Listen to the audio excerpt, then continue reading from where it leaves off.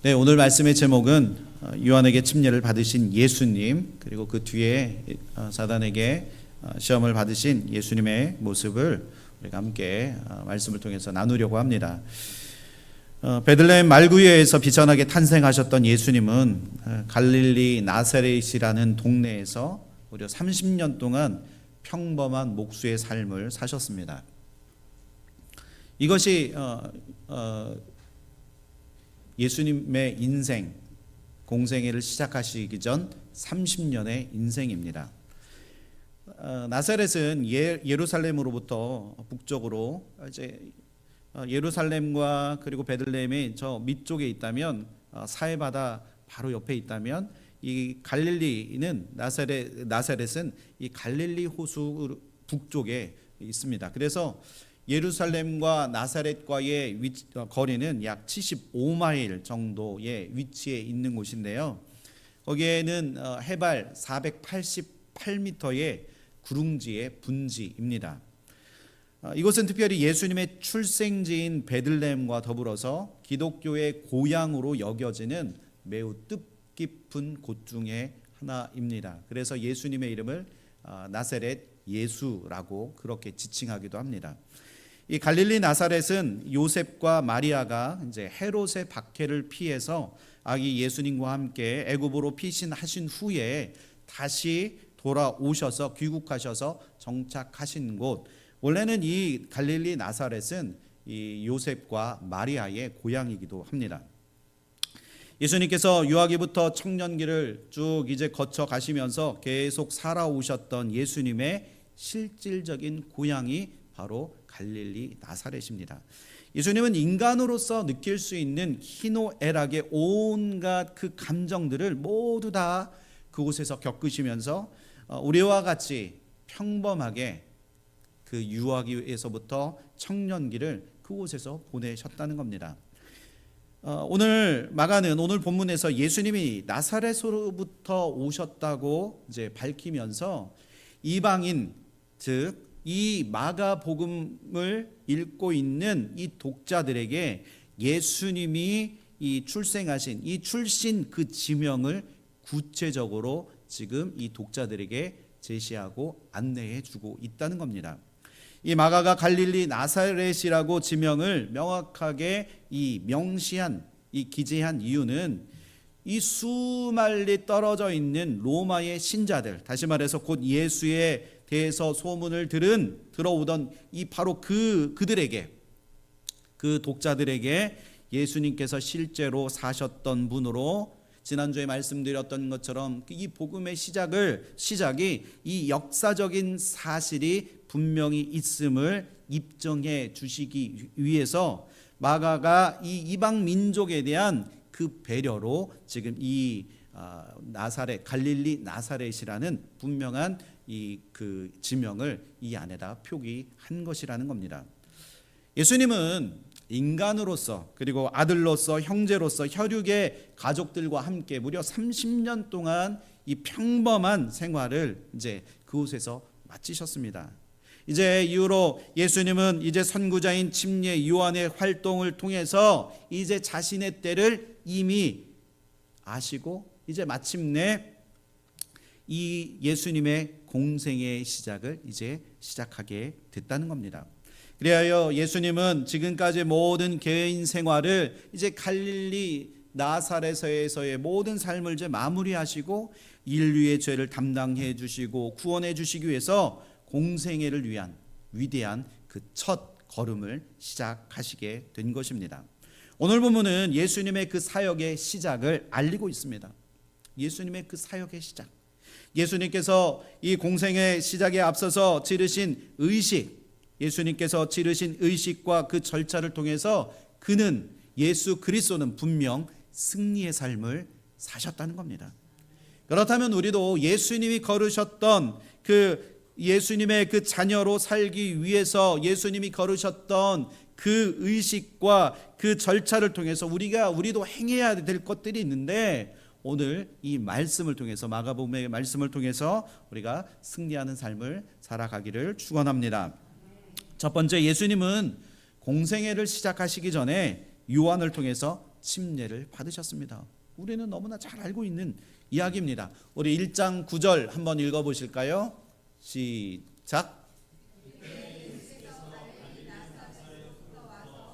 요단강에서 요한에게 침례를 받으시고, 자, 요한의 침례는 지난주에 말씀드렸던 것처럼 1장 4절에 보면 죄 사함을 받게 하는 회개의 침례라고 그렇게 말씀합니다.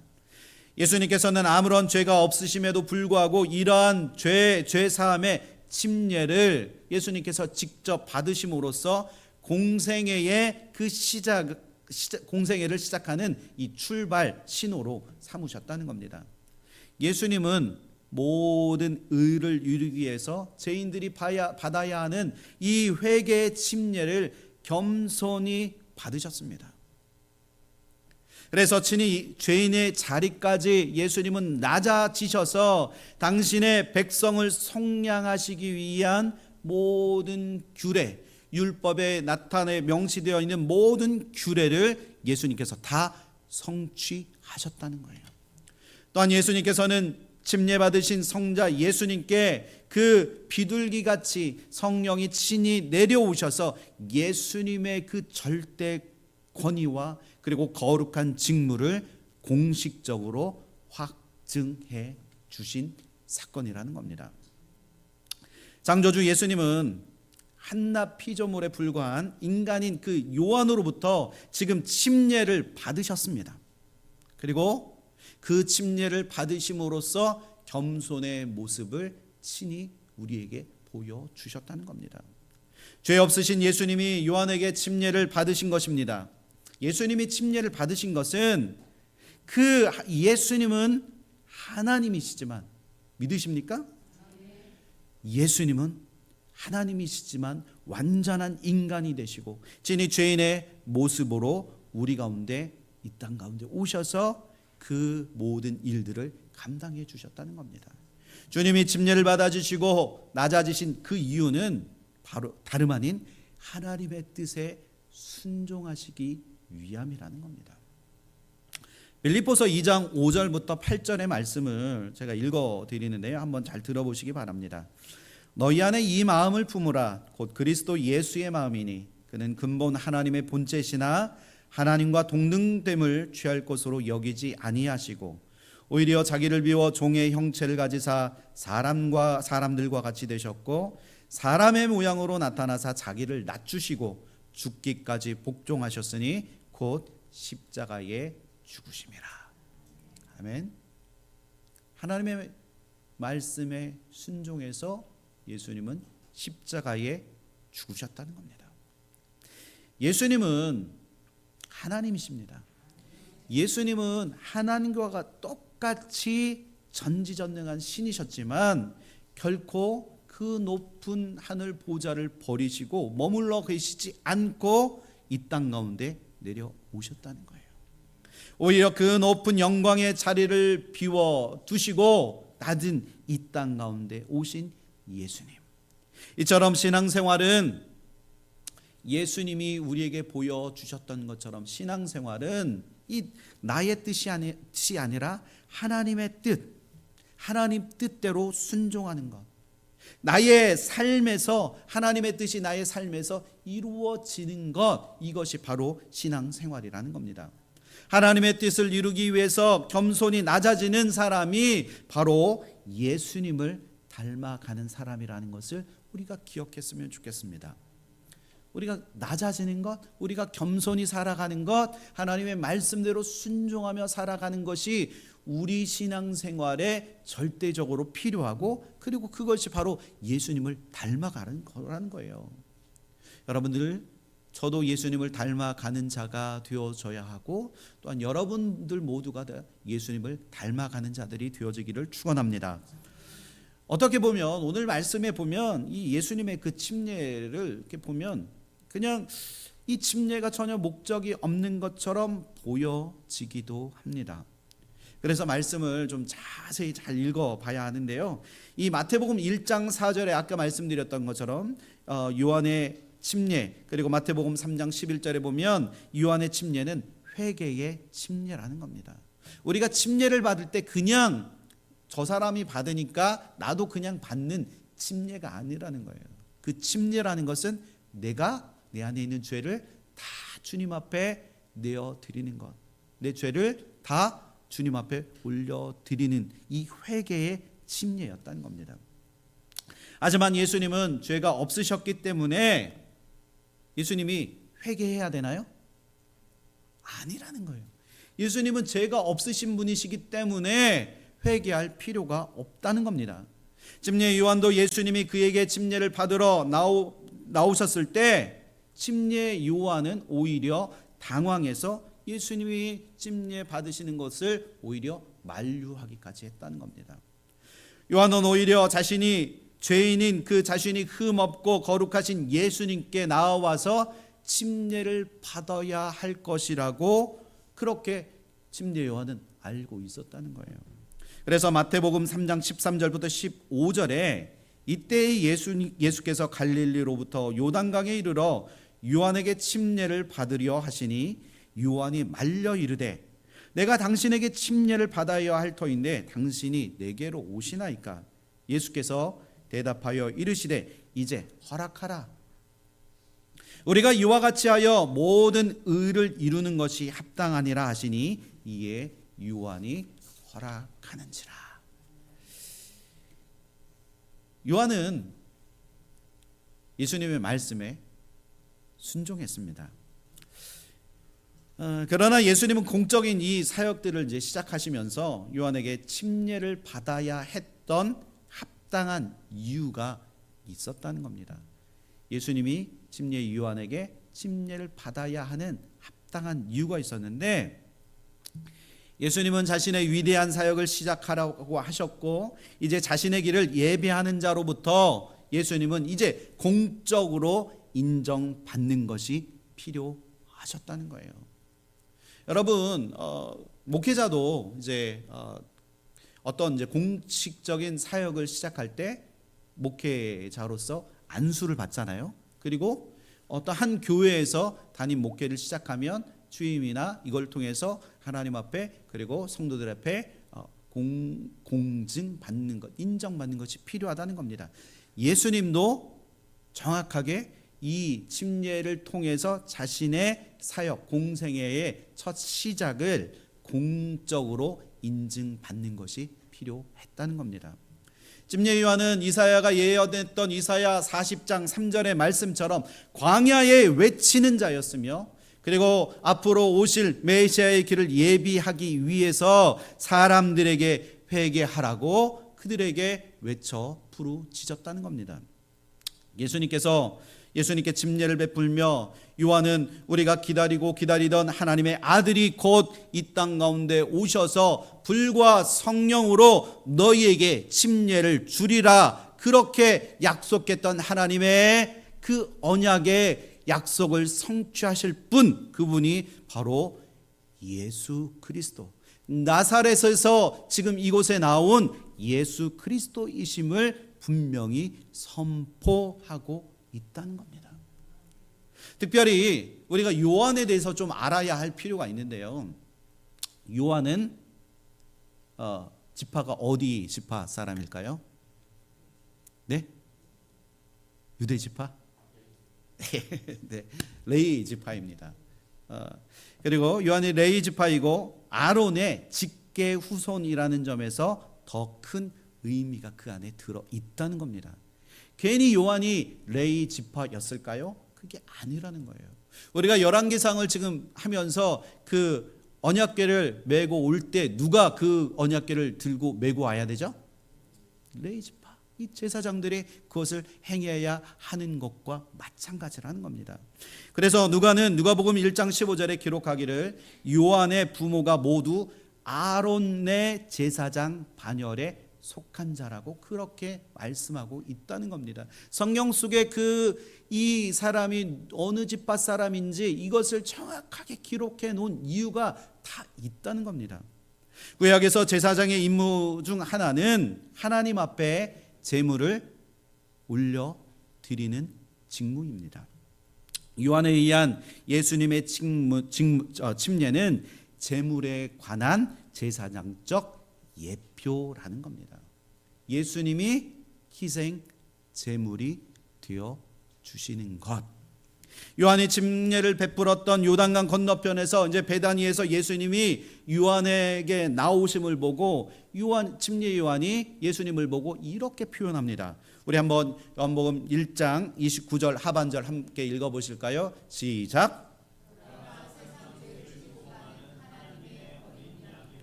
아멘.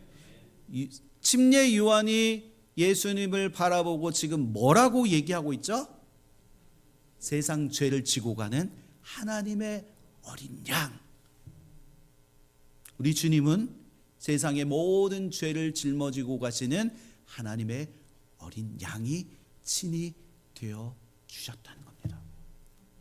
예수님이 받으신 침례는 앞으로 인류의 모든 죄를 대신 지시고 그 십자가를 향하여 나아가는 오늘 이 침례가 그 예수님의 공생애의 첫 발걸음이라는 겁니다.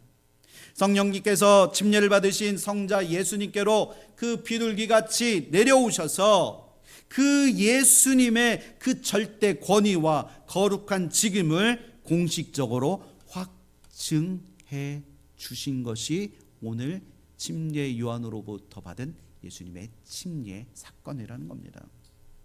그리고 또한 성부 하나님께서 11절에 말씀하기를 너는 내 사랑하는 아들이라 내가 너를 기뻐하노라 라고 그렇게 말씀합니다. 이 말씀을 통해서 성부 하나님께서 예수님의 영원한 신성을 또한 공증해 주셨다는 거예요. 이렇게 예수님은 자신에게 부여해 주신 그 메시아적인 그 사명을 감당하시면서 자신의 그 공생애를 시작하신 것입니다. 그냥 예수님이 예수야 나 이 땅을 내가 대신 내가 구원하겠어 라고 그냥 이렇게 하신 것이 아니라 하나님께서 그 모든 것을 계획하시고 작정하셔서 예수님이 그 길을 걸어가셨다는 겁니다. 예수님이 받으신 이 침례는 다름 아닌 성부, 성자, 성령 이 성부 하나님, 삼위 하나님께서 함께 하신 거룩한 사건이었음을 우리가 깨달아 알아야 한다는 거예요. 예수님의 침례는 마지막으로 예수님께서 완벽한 인간이 되셨기 때문에 죄인과 동일시 되었음을 우리에게 보여주고 있다는 겁니다. 예수님의 그 침례는 죄인들의 그 침례로 인해서 그리스도의 의로 들어가는 것을 상징한다는 겁니다. 우리가 예수님의 그 침례를 통해서 우리는 침례를 받을 때 우리가 그냥 받나요? 나의 믿음의 고백도 없이 침례 받는 것이 아니라는 거예요. 우리가 침례를 받는다는 것은 내가 예수 그리스도로 인해서 죽고 예수 그리스도로 인해서 다시 사는 삶을 살겠다는 믿음의 고백이 있을 때 침례를 받게 되는 것입니다. 그래서 우리가 침례를 통해서 예수와 함께 죽고 죄에서 자유를 얻으며 그리고 그것으로 인해서 새 생명을 얻고 새로운 생명을 받은 자로 이 침례를 통해서 새롭게 거듭나서 살아가게 되는 것, 그것이 바로 침례라는 겁니다. 믿으십니까? 우리의 완전한 의는, 예수님의 완전한 의는 우리 스스로 해결할 수 없는 그 죄에 대한 그 율법의 그 모든 충족 조건을 완전히 하나님께서 다 채워 주셨다는 겁니다. 요한이 죄 없으신 하나님의 아들 예수님께 침례를 베푸신 것, 이것을 주저했을 때 예수님은 마태복음 3장 15절에 요한에게 침례를 베풀 것을 허락하라고 말씀하시면서 거기서 뭐라고 말하냐면 이것이 모든 의를 이루는 것임을 분명하게 침례 요한에게 말씀하고 계셨다는 거예요.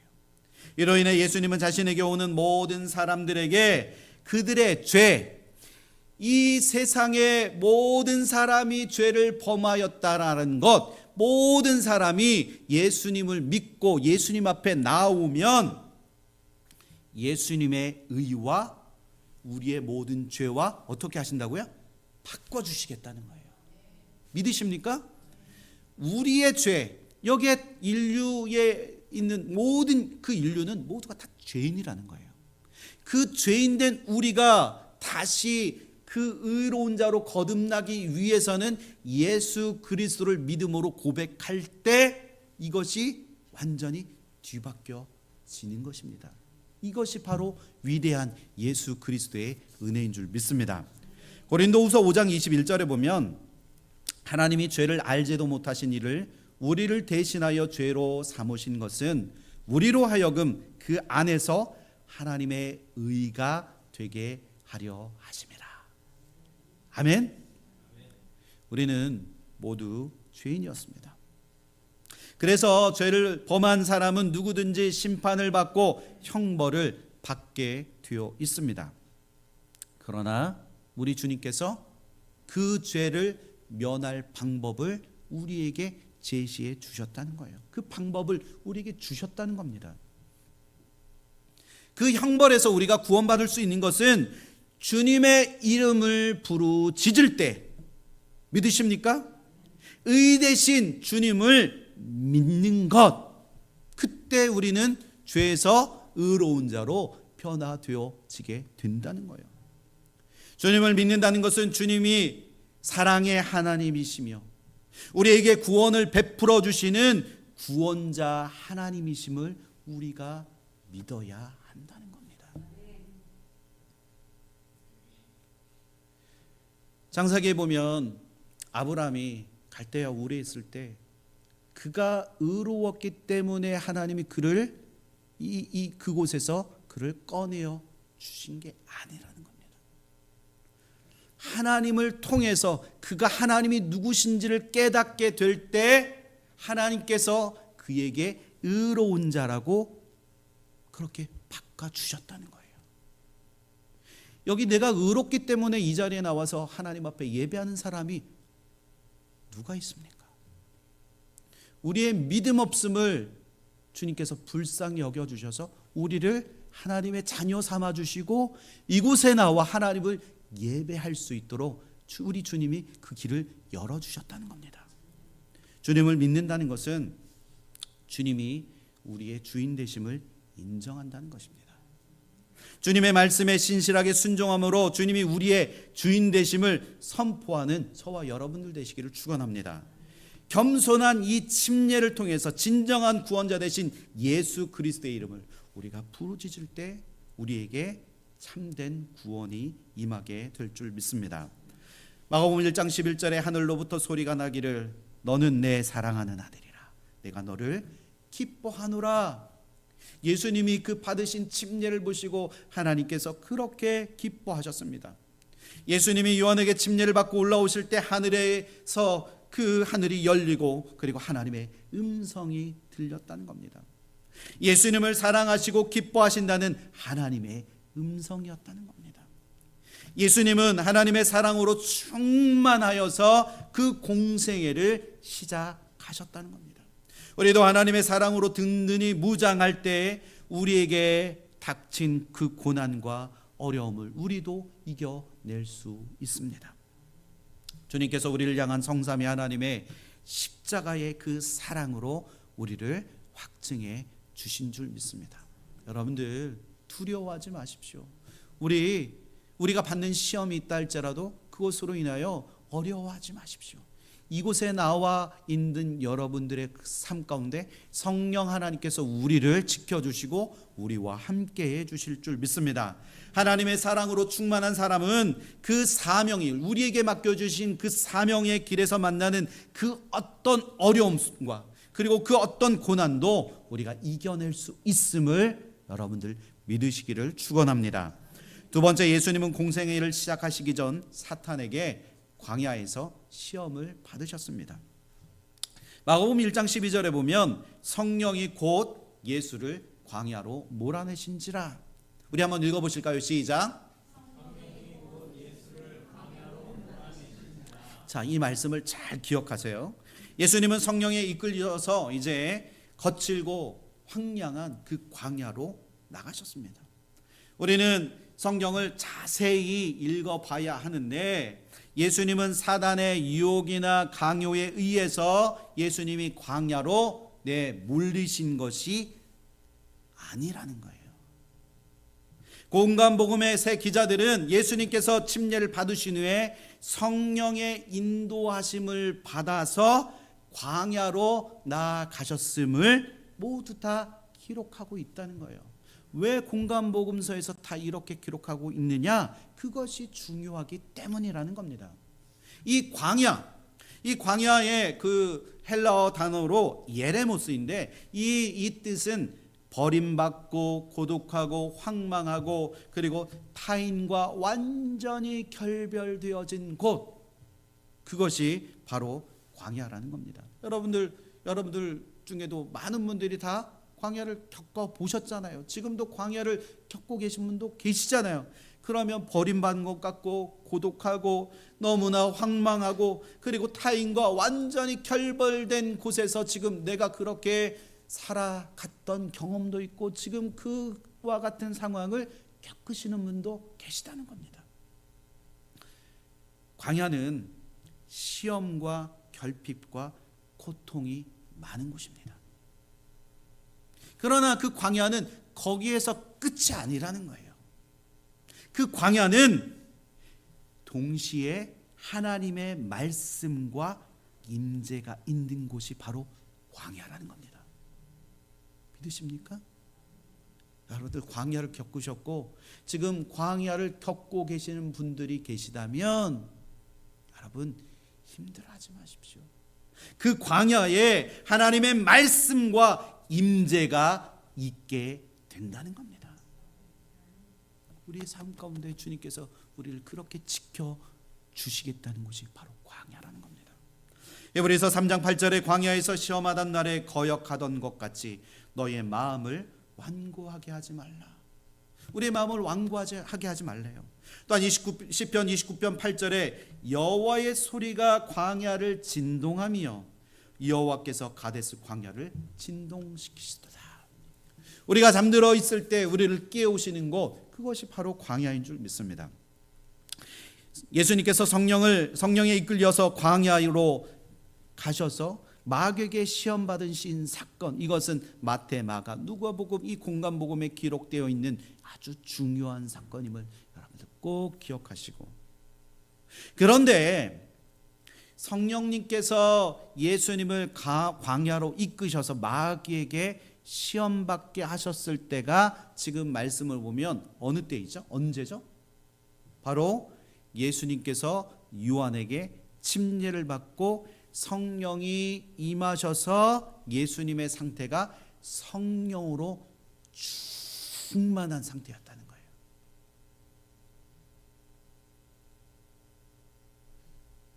무슨 말인지 아시죠?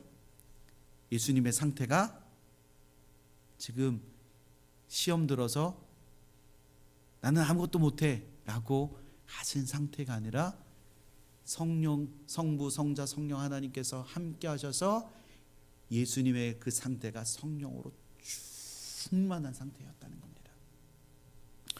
그래서 오늘 말씀의 마가는 곧 침례를 받으시고 곧이라는 단어를 사용하는데 여기서 예수님께서 침례를 받으시고 성령으로 충만하셨을 때임을 분명하게 마가는 강조하고 있다는 겁니다. 누가복음에서 예수님께서 침례를 받으시고, 누가복음에서는 예수님께서 침례를 받으시고 하나님의 거룩한 영이 임하셔서 성령이 충만함을 입었을 때라고 그렇게 기록하면서 예수님을 광야로 이끄셔서 마귀에게 성령 충만할 때 마귀에게 시험을 받으셨다고 그렇게 누가는 기록합니다. 성령께서 예수님을 광야로 내모셨다는 것은 하나님이 그 아담을 에덴 동산에서 쫓아내셨다고 하는 창세기 3장 24절의 말씀을 좀 떠올리게 합니다. 아담은 자신의 죄 때문에 하나님 주신 그 에덴 동산에서 어떻게 되죠? 쫓겨나게 됩니다. 그러나 예수님은 이 공생애를 시작하면서 성령 충만한 상태에서 광야로 내몰리셨다는 겁니다. 예수님은 비록 광야로 내몰리셨지만 아담과는 달리 예수님은 그 시험을 이기신 새로운 아담이 되어 주셨다는 거예요. 그런데 우리는 하나님의 거룩하신 영으로 충만하면 우리는 이렇게 생각합니다. 우리는 시험 받지 않을 것이라고 생각하기도 한다는 겁니다. 시험 받는 사람들은 다 성령 충만하지 않으니까, 믿음이 없으니까 시험 받는 거야 라고, 그리고 마귀에게 성령 충만하지 않기 때문에 마귀의 시험을 받고 있는 거다, 그렇게 생각합니다.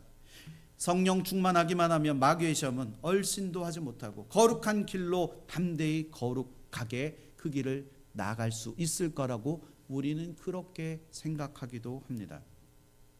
그러나 실제로 성도들이 예수님을 믿고 침례를 받아서 하나님의 자녀가 되어지면 그때부터 우리 인생의 모든 어려움과 그 시험이 끝나지 않고 계속 찾아옵니다.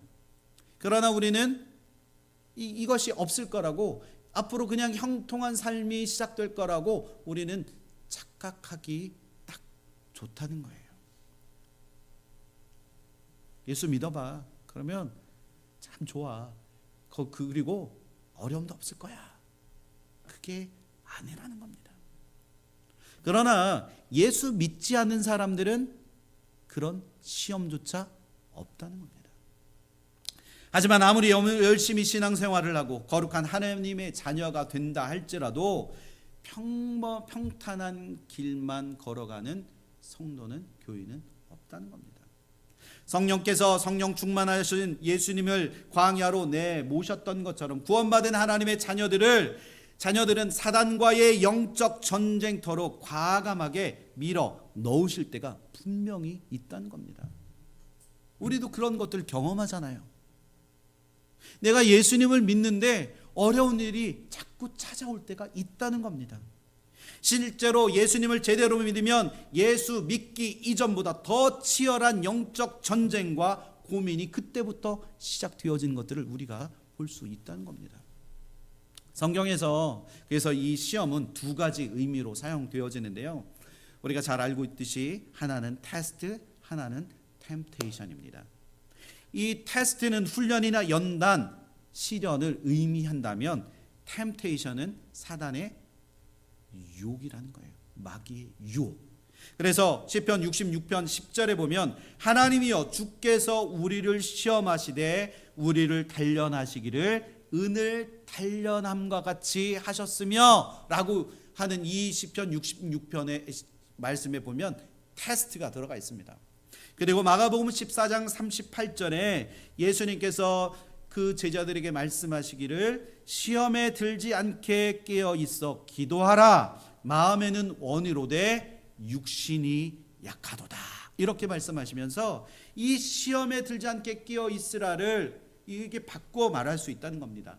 마귀에게 유혹을 당하지 않게 하기 위해서 너희가 깨어 있어라 라고 말하는 것과 같다는 거예요. 이 테스트와 템테이션은 어떻게 다르냐? 이 테스트, 이 시험은 훈련이나 연단, 이것은 우리를 넘어지게 하려고 하는 것이 아니라는 겁니다. 우리를 이전보다 더 강하고 바르게 하기 위한 시험이라는 거예요. 자, 우리가 학창 시절에 치르는 시험들, 이게 뭐죠? 나를 그냥 완전히 완전히 낙오하게 하려고 하는 게 시험인가요? 아니라는 거예요. 그 다음 과정으로 넘어가기 위한 과정이라는 겁니다. 하지만 유혹은 우리를 넘어뜨리고 무너지게 하려는 그 시험이라는 겁니다. 따라서 훈련은 하나님께로부터 비롯되어지지만 유혹, 이 템테이션은 세상이나 사단에게서 비롯되어진다는 것을 여러분들 기억했으면 좋겠습니다. 우리를 넘어뜨리려고 하는 마귀의 유혹은 우리 주변을 늘 맴돌고 있습니다. 지금도 우리에게 찾아와서 우리를 힘들게 하고 있는 사단의 유혹이 여러분들 주변에 지금 도사리고 있다는 겁니다. 자, 그러면 이게 언제까지 이런 일들이 우리에게 이루어질까요? 우리가 사단에게 확 잡혀서 넘어질 때까지. 마귀는 집요합니다. 마귀는 아주 지혜롭습니다.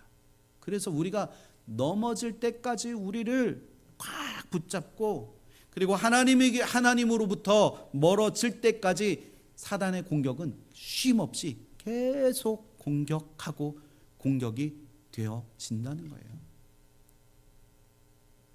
사단의 그 성실성은 참 인정해 주고 싶습니다. 그러나 그 사단의 집요한 계략에 우리가 넘어가지 말아야 할 줄 믿습니다. 게다가 예수님께서 몸소 보여주신 것처럼 성령 충만할수록 우리를 넘어뜨리려고 하는 그 마귀의 유혹은 점점 더 강력해지고 더 거세진다는 거예요.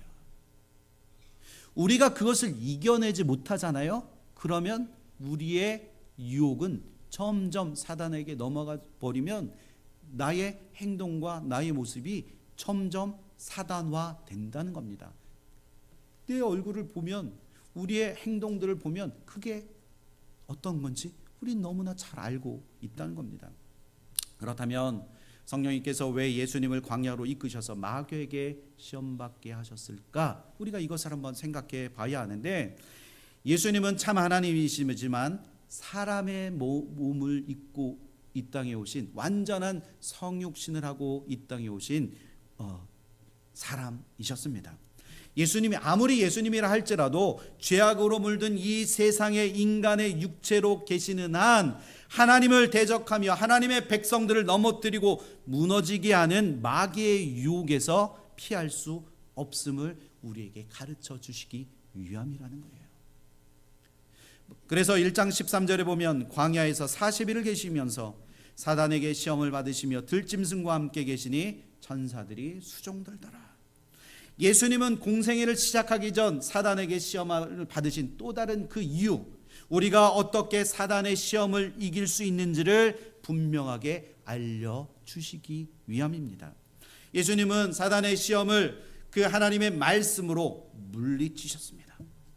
믿으십니까? 우리의 힘으로 사단의 그 유혹을 우리가 이겨낼 수 있을까요?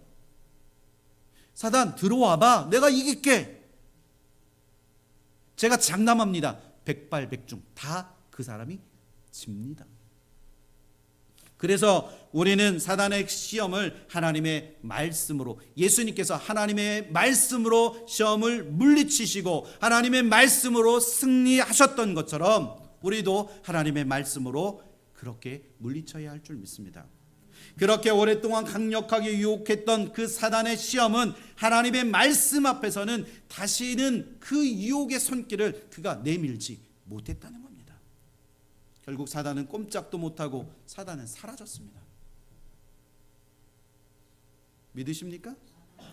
이 13절에 예수님께서 사단의 시험에 이기신 후에서 들짐승과 함께 계셨다고 성경은 기록하는데, 이 성경의 말씀을 보면 그 이사야의 예언이 이루어지고 있음을 분명하게 우리는 볼 수 있다는 거예요. 이사야서 43장 19절 20절에 말씀하기를, 보라 내가 새 일을 행하리니 이제 나타낼 것이라.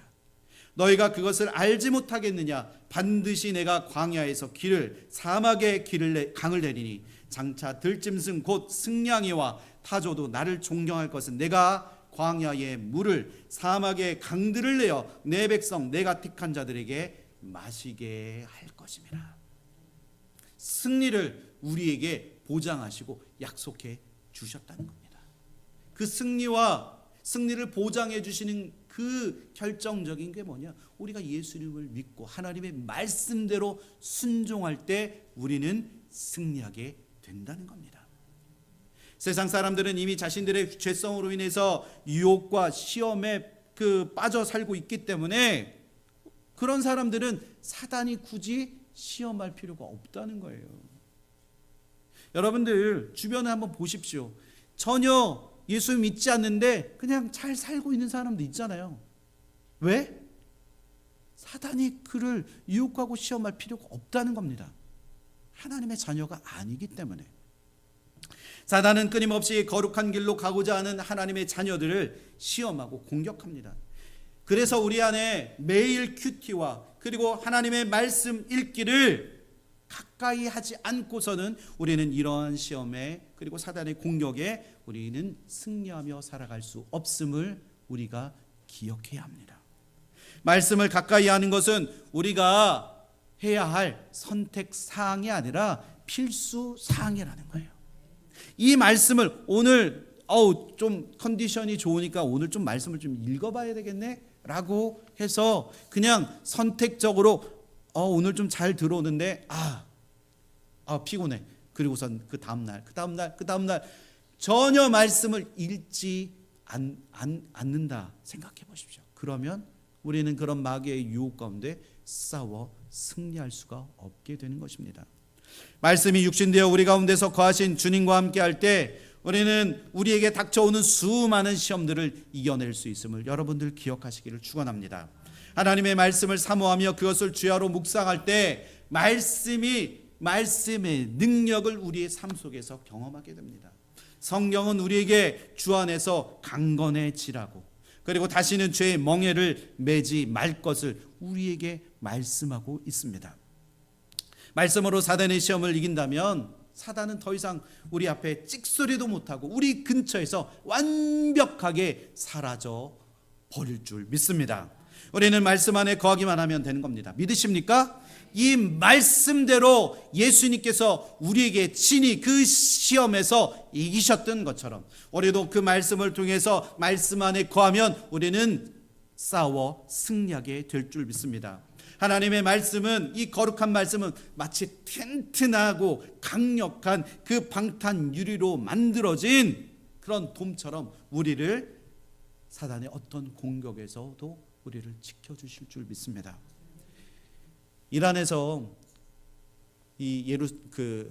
이스라엘에게 그 엄청난 많은 양의 포탄들을 쐈습니다. 그러니까 이스라엘 영공에서 그 많은 포탄들을 다 어떻게 했죠?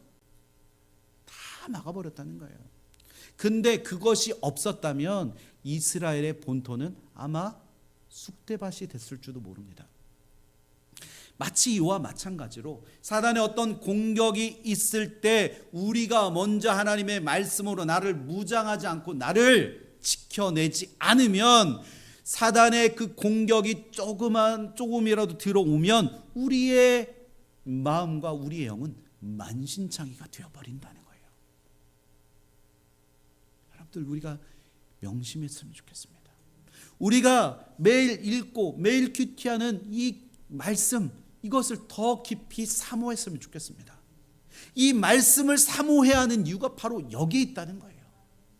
세상 사람들처럼 마귀가 전혀 건드리지도 않고 그래도 그냥 편하게 사는 그런 사는 삶을 여러분들 선택하시겠습니까?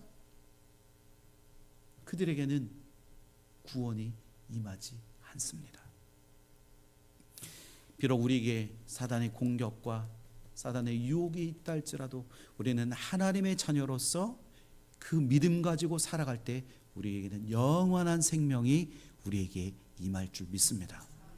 예수님께서 오늘 침례 받으시고 그리고 이 광야에서 시험 받으셨던 것처럼 우리에게도 하나님의 말씀을 사모하고 하나님의 안에 거하는 자들이 되어져야 할 줄 믿습니다. 하나님, 우리가 하나님의 자녀 되어져서 하나님의 능력을 사모하고 하나님의 말씀 안에 거하는 저희들 되게 해달라고 오늘 하루도, 그리고 우리에게 주어진 이 한 주간의 삶 속에서도 늘 사단의 유혹과 사단의 시험 가운데 싸워 승리하는 저와 여러분들 되시기를 예수 그리스도의 이름으로 축원합니다. 기도하겠습니다. 하나님, 우리가 예수 그리스도를 믿고 하나님의 자녀가 된 이상 죄는 더 이상 우리를 주관하지 못하게 될 줄 믿습니다. 하나님, 우리를 하나님의 자녀 삼아 주셔서 죄에서 자유하게 하여 주시고 하나님의 사랑으로 더욱더 충만하여 줘서 하나님의 말씀으로 우리를 무장하는 저희들 되게 하여 주옵소서. 우리에게 닥쳐오는 어떤 시련과 시험 속에서 넘어지지 않고 늘 주님이 걸으셨던 하나님 주님의 그 길 우리도 걸어가게 하여 주셔서 늘 싸워 승리하는 저희들 되게 하여 주옵소서. 오늘도 주님의 말씀을 사모합니다. 주님의 말씀으로 나를 무장시켜 주셔서 늘 하나님의 은혜 안에 거하는 모든 사랑하는 새소망교회 가족들 되어줄 수 있도록 역사하여 주옵소서. 우리의 이 간절한 기도 주님께서 들어주시기를 소원하며 예수 그리스도의 이름으로 감사하며 기도드립니다. 아멘.